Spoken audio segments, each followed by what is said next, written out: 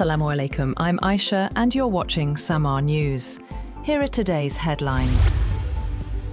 Iran's parliament speaker and top negotiator Mohammad Bakr Kalibaf says Tehran will not approve any agreement with the United States unless the rights of the Iranian people are secured. Speaking at the opening of parliament, Kalibaf said Iran has absolutely no trust in US promises and will only move forward based on tangible results. He added that Iran will not fulfill commitments unless it is fully certain its conditions are met. He stressed that Iran's negotiating team remains firm in its approach, saying the country's stance is backed by readiness to sacrifice for the people of Iran.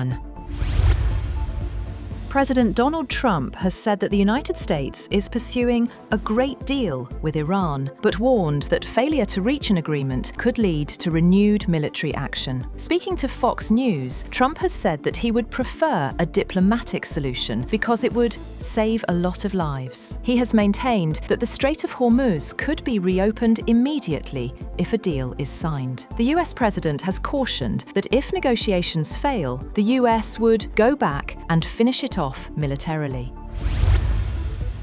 US President Donald Trump has revised a proposed framework aimed at ending the war with Iran and sent the updated draft back to Tehran for consideration. According to the New York Times, the US officials have stated that Trump was disappointed by Iran's delayed response and continues to have concerns about certain provisions in the proposed deal.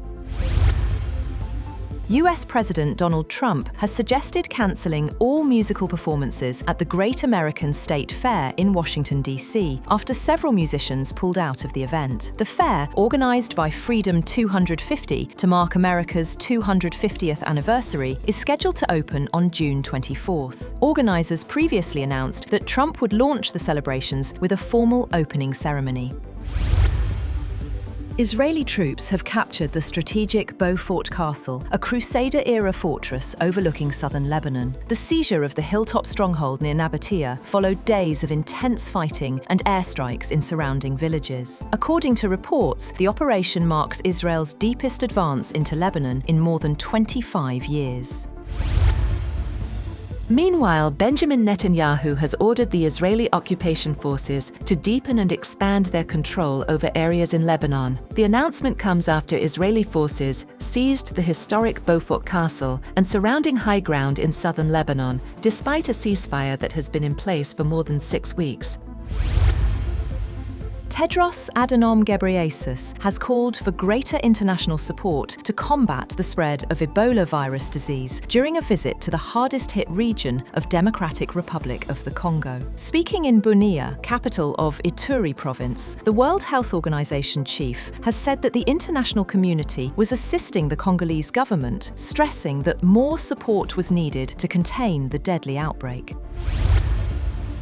And more than 200 people were injured and 1 person died in post-match unrest following Paris Saint-Germain's second consecutive UEFA Champions League triumph. Authorities say dozens of police officers were hurt and hundreds of arrests made as celebrations in Paris were overshadowed by clashes, vandalism and arson. That's all for now. For more updates, visit www.samaa.tv. Thank you for watching SAMAA News.